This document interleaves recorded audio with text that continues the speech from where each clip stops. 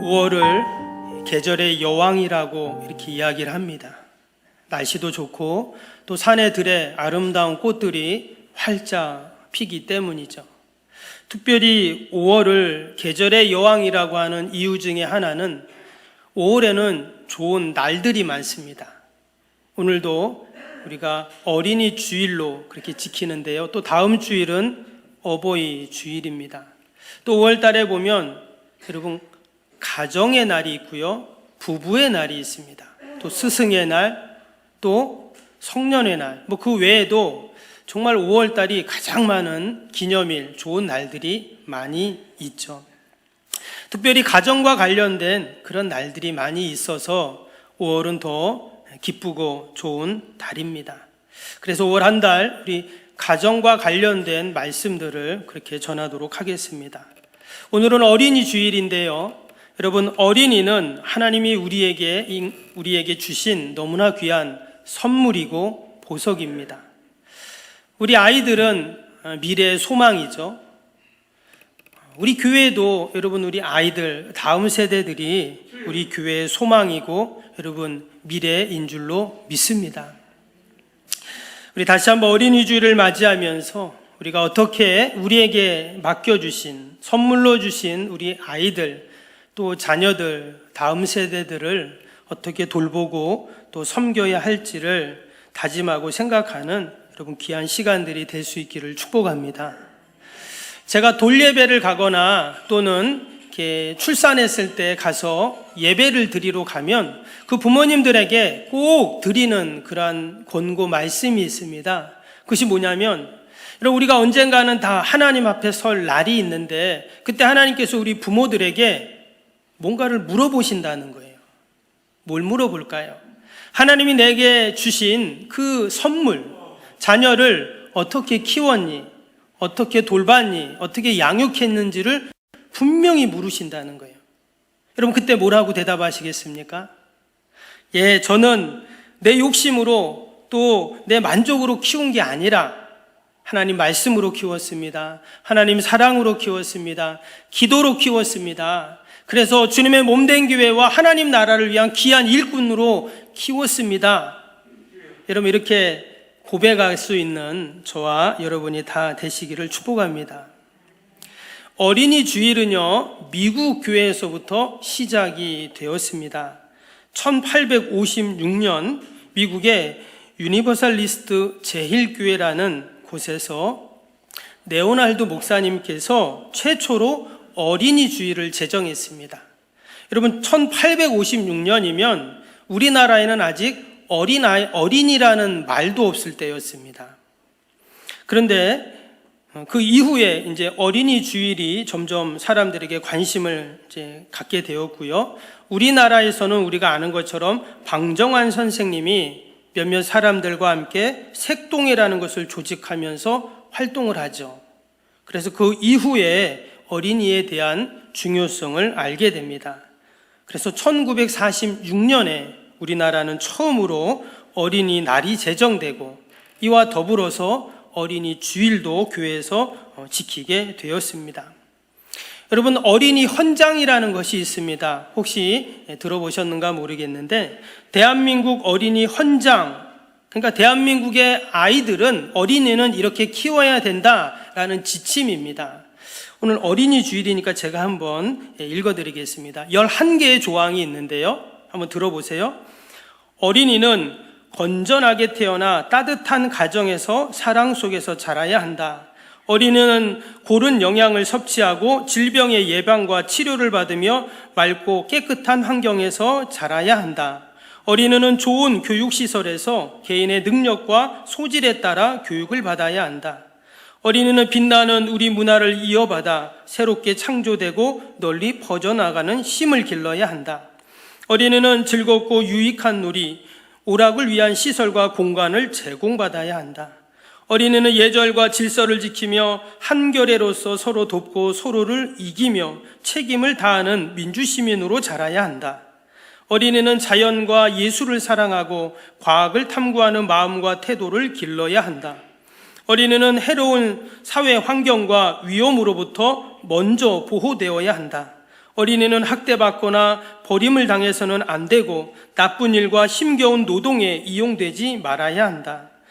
어린이는 몸이나 마음에 장애를 가진 어린이는 필요한 교육과 치료를 받아야 하고 빗나간 어린이는 선도되어야 한다. 어린이는 우리의 내일이며 소망이다. 나라의 앞날을 짊어질 한국인으로 인류의 평화에 이바지할 수 있는 세계인으로 자라야 한다. 여러분이 어린이 헌장에 나오는 기준대로 우리 아이들이 여러분 그렇게 자라고 양육받는다면 너무나 행복한 우리 아이들이 되겠죠. 근데 여러분 우리의 현실을 한번 이렇게 돌아봅니다. 과연 우리 어린이들, 아이들이 이처럼 행복하게 이 땅에서 지금 살아가고 있냐 하는 것이죠. 우리 아이들은 지금 어느 때보다 공부에 대한 부담감으로 살아갑니다. 유치원 때부터 이곳저곳 학원들을 다니게 되죠. 그리고 치열한 경쟁 사회 속에서 살아남기 위해서 우리 아이들도 마치 양육강생의 자연 환경처럼 그렇게 살아가니 참된 행복을 누릴 수가 없습니다. 여러분, OECD 회원국 중에서 우리나라 청소년 자살률이 2위라고 합니다. 참 안타까운 그러한 통계이죠. 그 10만 명당 평균 5.9명인데요, 자살률이. 우리나라는 8.2명이랍니다. 상당히 높아요. 왜 이렇게 자살 통계율이 높고 또 아이들이 자신이 행복하지 않다라고 느끼는 것인가? 우리가 다시 한번 오늘 어린이 주일을 맞이하면서 하나님이 우리에게 말씀하신 또 우리에게 선물로 주신 이 자녀들, 어린아이들에 대해서 여러분 깊이 묵상하고 또한 하나님 앞에 믿음으로 우리의 자녀들을 올려드리는 저와 여러분이 다 될 수 있기를 축복합니다. 예수님은 과연 우리 아이들을 어떻게 생각하셨을까요? 오늘 함께 읽었던 본문에 보면 아주 너무나 잘 기록이 되어 있습니다. 먼저 13절을 보시면 13절에 그때 사람들이 예수께서 안수하고 기도해 주심을 바라고 어린아이들을 데리고 오매 제자들이 꾸짖거늘. 여기 보니까 사람들이 예수님께 어린아이들을 데리고 왔다 이렇게 지금 말씀을 하고 있습니다. 데리고 온 이유는 기도를 받기 위해서 데리고 왔습니다. 근데 지금 제자들이 어떻게 했다고 합니까? 꾸짖었다 이렇게 지금 기록이 되어 있어요. 지금 예수님이 정신이 없는데 지금 사람들이 너무나 많아가지고 예수님이 바쁘신데 마치 애들이 와서 귀찮게 하면 안 된다 하는 것이죠. 여러분 정말 예수님이 얼마나 바쁘셨습니까? 예수님은 눈꽃 틀 데 없이 바쁘게 사명을 감당해 나가셨습니다. 근데 예수님께서 그런 아이들을 보고 제자들을 보고 뭐라고 하셨는가? 이어지는 14절입니다. 14절에 보시면 예수께서 이르시되 어린아이들을 용납하고 내게 오는 것을 금하지 말라. 천국이 이런 사람의 것이니라 하시고. 지금 예수님께서 참으로 놀라운 말씀을 하십니다. 이와 더불어서 앞에 마태복음 18장에 보면 여러분 제자들이 논쟁을 하는 게 나옵니다. 그 논쟁이 뭐냐면 누가 과연 천국에서 크냐 이런 이야기를 했어요. 근데 아무리 서로 이야기를 하고 해도 결론이 안 나요. 왜 그럴까요? 죽어봐야 알죠. 죽어봐서 천국 가봐야 누가 가장 큰 자인지 알 수가 있을 겁니다. 그래서 어쩔 수 없이 그 문제를 갖고 예수님께 옵니다. 그럼 물어보죠. 예수님 누가 천국에서는 가장 큰 자가 될 것입니까? 물어봤어요. 그때 예수님이 뭐라고 하셨냐면 마태복음 18장 3절 4절 5절에 이렇게 말씀합니다. 이르시되 진실로 너에게 이르노니 너희가 돌이켜 어린아이들과 같이 되지 아니하면 결단코 천국에 들어가지 못하리라. 그러므로 누구든지 이 어린아이와 같이 자기를 낮추는 사람이 천국에서 큰 자니라. 또 누구든지 내 이름으로 이런 어린아이 하나를 영접하면 곧 나를 영접함이니. 예수님이 지금 어린아이들을 계속 얘기하고 계셨어요. 당시 어린아이의 위치가 어땠습니까? 당시 어린아이는 숫자에도 넣지 않는 그런 존재들이었어요. 그런데 지금 예수님께서 그 어린아이들을 얘기하면서 어린아이와 같지 않으면 천국 못 간다. 이 어린아이가 천국에서는 가장 큰 자다. 어린아이 영접한 게 나를 영접한 거다. 이런 말씀을 지금 하고 계세요. 이것은 다른 말로 하면 예수님이 어린아이들을 얼마나 사랑하고 귀히 여기셨는가를 알 수 있는 대목이에요. 예수님은 지금 비유로 어린아이들을 얘기한 게 아닙니다. 어린아이 한 명 한 명을 소중히 지금 여기신 거예요. 그 바쁜 중에, 그 피곤하신 중에, 힘든 상황 속에서도 아이들을 야 저리 가 이렇게 하신 것이 아니라 그 아이들을 다 안아주시고 품어주시고, 우리도 종종 요즘에는 좀 아이들이 좀 커서 그런가 이제 안 뛰어다니죠. 3년 전만 해도 저 뒤에서부터 여기까지 예배 중에 설교 때도 막 왔다 갔다 우리 아이들이 그랬는데 이제 조금 컸다고 아이들이 이렇게 얌전해졌습니다. 마치 예수님께서 그 아이들을 말씀 전할 때 막 떠들어도 다 안아주시고 하셨던 그 모습을 우리가 생각할 수가 있죠. 지금 예수님께 기도받으러 온 그 아이들을 예수님은 어떻게 하셨습니까? 예수님은 한 명 한 명 안아주시고 그들을 품어주시고 기도해 주셨습니다. 여러분, 예수님께 기도받은 아이들이 이후로 어떻게 되었을까요? 성경에는 안 나옵니다. 그러나 분명 이 아이들은 일평생 그 예수님의 기도를 잊지 않고 누구보다 하나님께 복된 인생을 여러분 살았을 줄로 믿습니다. 여러분, 어떻게 하면 우리의 자녀들, 우리 아이들이 복된 인생을 살 수 있을까요? 말씀처럼 우리 아이들을 예수님 앞에 데리고 와야 됩니다. 오늘 13절을 다시 한번 보시면 뭐라고 했습니까? 사람들이 예수께서 안수하고 기도해 주심을 바라고 어린아이들을 데리고 오매 그랬어요. 지금 어린아이들을 지금 데리고 왔습니다. 아마 그들 중에 어떤 아이들은 막 싫다고 막 땡깡을 핀 아이도 있을 수 있어요. 아니 완전히 갓난애기는 엄마가 등에 업고 왔겠죠. 또 어떤 아이들은 그냥 부모님이 가자고 하니까 순순히 따라온 아이도 있었을 겁니다. 근데 중요한 것은 뭐냐면 아이들이 스스로 오지 못한다는 거예요. 아이들이 스스로 예수님 앞에 못 옵니다. 왜? 부모가 지금 데리고 와야 하는 것입니다. 종종 우리 영아부, 유치부 아이들이 있습니다. 여러분, 이 아기들, 오늘도 갓난 아기들이 몇 명이 왔는데요. 여러분, 이 아이들의 영적인 갈급함, 필요가 있을까요? 없을까요? 있습니다. 어른들만 있는 게 아닙니다. 아이들은 그것을 표현을 못하고 말을 못할 뿐이지 아이들 안에 있는 그 영이 하나님의 영을 갈구하고 갈망하고 있어요. 근데 그 아이들의 영혼을 누가 책임집니까? 부모가 예수님께 데리고 오는 겁니다. 그래서 예수님이 주시는 그 은혜를, 영적인 필요를 공급받아야 한다라는 것입니다. 오늘 말씀처럼 어른들도 예배가 중요하지만 여러분, 아이들 예배도 그래서 중요합니다. 어찌 보면 아이들이 10배, 100배 더 그 예배가 귀하고 소중할 수 있습니다. 여러분, 아이들에게 말씀을 한번 심어주면 어떻습니까? 종종 이렇게 교회 처음 오시는 분들, 새가족들 얘기를 들어보면 어렸을 때 한번 교회 가봤다는 거예요. 친구 따라 한번 가봤다는 거예요. 성탄절날, 부활절날 교회 한번 어렸을 때 가봤다는 거예요.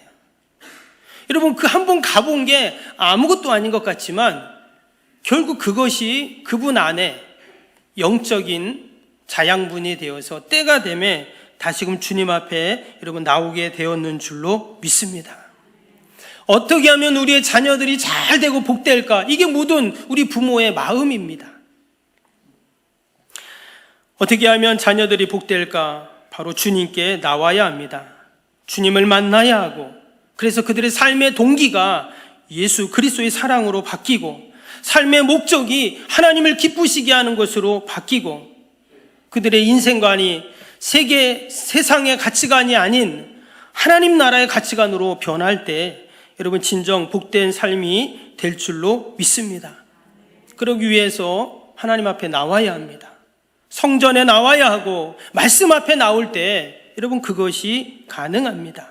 요한복음 5장 25절에 보면 진실로 진실로 너희에게 이르노니 죽은 자들이 하나님의 아들의 음성을 들을 때가 오나니 곧 이때라. 듣는 자는 살아나리라. 듣는 자는 살아나리라. 좀 죽겠다고 하시는 분이 계시다면 주님의 말씀을 들으면 됩니다. 너무나 단순한 진리이고 원리인데 그렇게 주님 앞에 나오라고 말씀 앞에 나오라고 해도 안 나와요. 해결되면 나오겠답니다. 여러분, 우리가 말씀을 들으면 살아나는 줄로 믿습니다. 제가 그래서 우리 주일 또 아니면 새벽 기도회까지 우리 말씀 예배를 다 녹화를 해서 여러분 우리 유튜브에 올려드리고 때가 제가 또 우리 성도님들에게 보내드립니다. 혹시 여러분 제가 이렇게 카톡으로 보내드리면 여러분이 이렇게 또 말씀을 듣고 또 다시 말씀을 묵상하십니까? 아멘?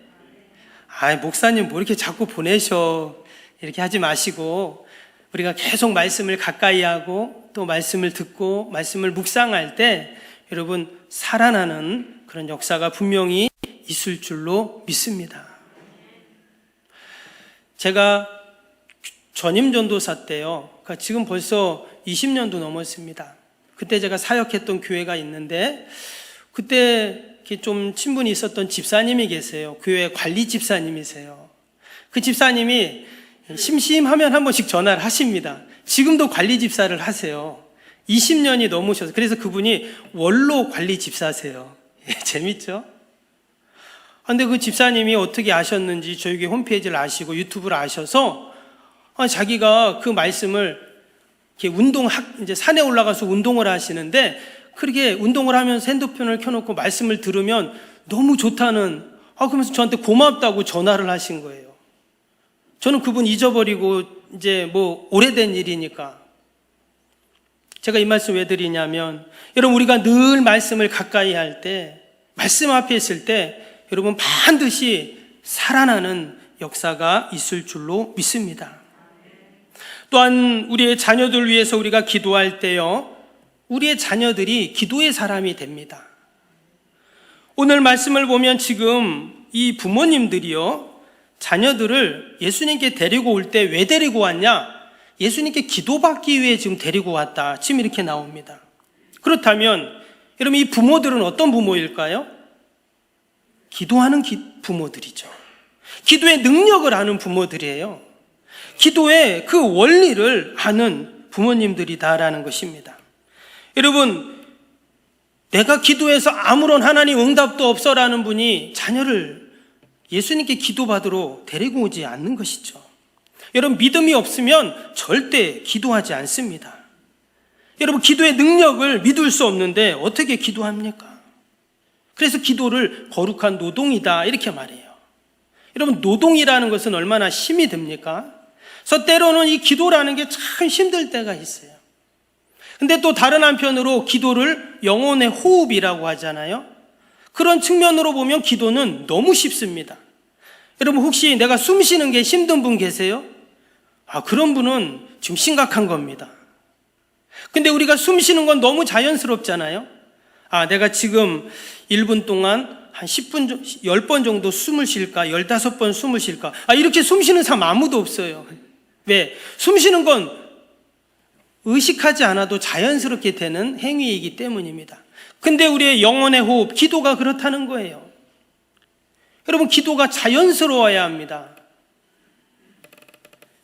무슨 말이냐면, 여러분, 우리의 기도가 마치 숨 쉬는 것처럼 하나님과 대화하는 것이 그냥 내 가족과 이웃과 이야기하는 것처럼 여러분 그것이 늘 좋고 쉽고 자연스러울 때 여러분 그것이 바로 우리의 기도가 능력이 되는 줄로 믿습니다.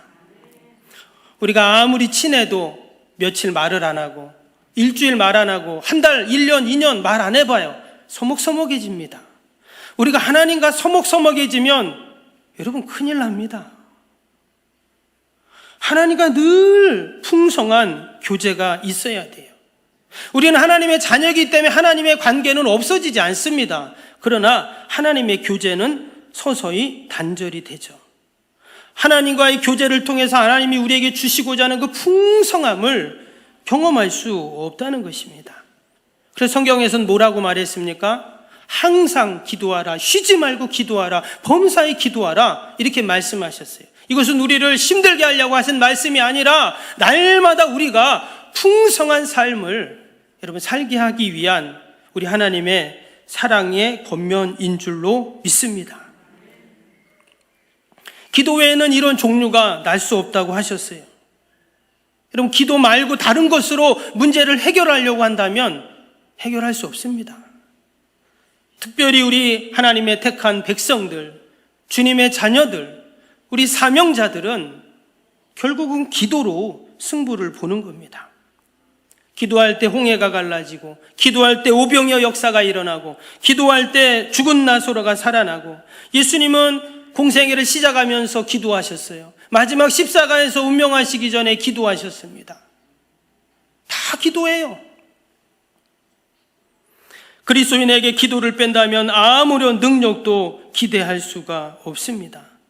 성도의 승리는 여러분 기도의 승리인 줄로 믿습니다. 지금 자녀들을 예수님께 데려온 이 부모들은 그 기도의 승리와 능력을 믿었던 자들입니다. 당연히 이런 자녀들 밑에서, 이런 부모 밑에서 자란 자녀들이 어떨까요?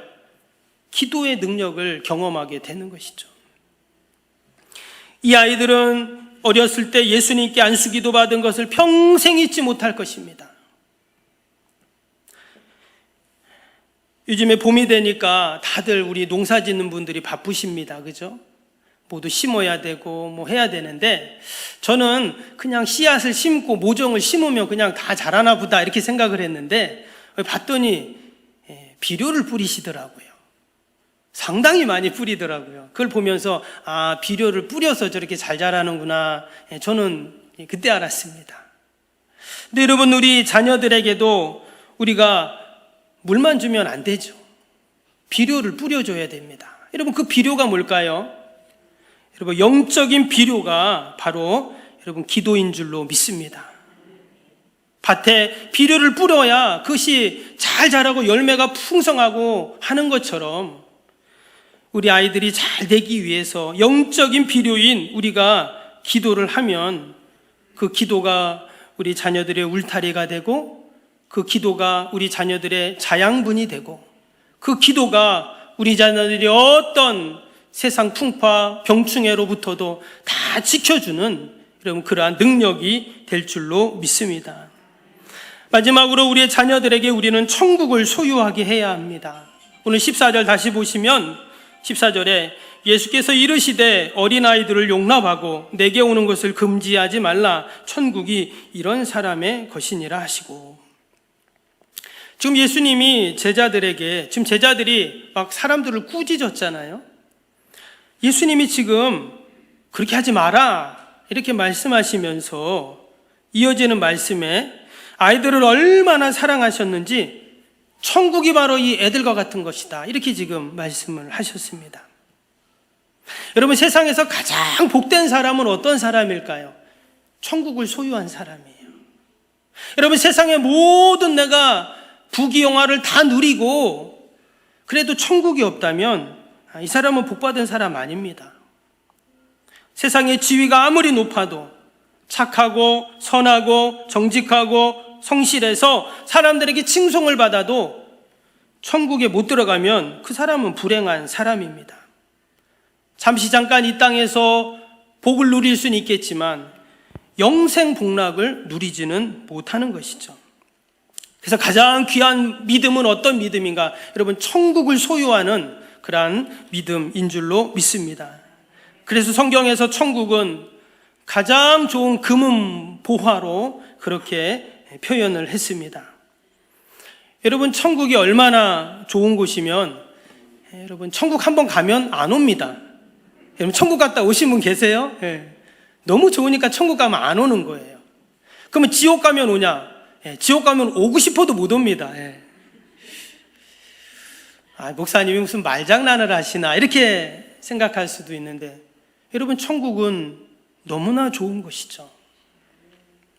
저와 여러분은 다 천국 가서 또 만나야 할 줄로 믿습니다. 먼저 가신 우리의 믿음의 선배들도 우리를 지금 기다리고 계실 거예요. 우리도 언젠가 갑니다. 그런데 지금 예수님께서 이 아이들을 얘기하시면서 천국을 말씀해 주고 계세요. 세상의 어떤 것도 여러분 천국과 비교할 수 없습니다. 왜? 천국은 너무나 좋은 곳이기 때문에 비교 불가한 곳이에요. 근데 예수님이 천국이 이런 어린아이들의 것이다 이렇게 지금 말씀을 하셨어요. 이것은 다른 말로 하면 아이들이 그만큼 중요하고 귀하고 소중하다라는 것을 말씀합니다. 이스라엘 백성들, 유대인들은요 그것을 일찍이 알고 있었습니다. 잠언 22장 6절에 보니까 마땅히 행할 길을 아이에게 가르치라. 그리하면 늙어도 그것을 떠나지 아니하리라. 에베소 6장 4절에 보면 또 아비들아 너희 자녀를 노엽게 하지 말고 오직 주의 교훈과 훈계로 양육하라. 신명기 6장 말씀에 보면 오늘 내가 내게 명하는 이 말씀을 너는 마음에 새기고 내 자녀에게 부지런히 가르치며 그랬어요. 부지런히 이 자녀들을 말씀을 가르쳐라 하는 것입니다. 우리 부모가 예배를 잘 드리면 분명 우리 자녀들은 그 모습을 보고 우리 자녀들도 예배를 잘 드릴 것입니다. 우리 부모가 온 마음과 정성을 다해서 봉사하고 교회를 섬기고 사명 감당하면 분명 우리 아이들도 사명 잘 감당하는 아이들이 될 줄로 믿습니다. 우리 부모들이 11조 철저하게 하면 우리의 자녀들도 어떨까요? 우리의 자녀들도 여러분 그 11조 신앙을 갖고 맨날 돈만 쫓아다니는 인생이 아니라 하나님이 하늘 창고의 문을 여시고 쌓을 것이 없도록 부으시는 여러분 그 은혜를 누리는 우리의 자녀들이 분명히 될 줄로 믿습니다. 저와 여러분은 다 부모 자격증 없이 부모가 되었습니다. 그 너무나 감사한 거예요. 하나님이 나를 믿어주셔서 그렇게 부모가 되게 해주셨어요. 너무나 부족하지만 우리가 그 은혜에 감사해서 우리의 자녀들, 어린아이들, 또 우리의 다음 세대들을 우리가 잘 돌보고 기도로 섬기고 사랑으로 양육해야 할 줄로 믿습니다. 그래서 우리 아이들이 다시 10년 후, 20년 후, 30년 후에 부모가 되어서 우리에게 받은 그 좋은 신앙과 유산을 또 다시 우리의 다음 세대들에게 또 우리의 자녀손들에게 계속 그 신앙을 물려주는 여러분 그런 은혜와 복이 있어야 할 줄로 믿습니다. 어린이 주일을 하나님께서 이렇게 제정해 주신 이유가 여기 있습니다. 그러니까 다시 한번 너무나 귀한 우리 아이들, 어린 생명들, 다음 세대들, 이미 장성한 우리의 자녀들도 있습니다. 그래도 우리의 다 자녀이죠. 그 자녀들 위해서 늘 기도하고 말씀으로 양육하는 저와 여러분이 되기를 주님의 이름으로 축복합니다.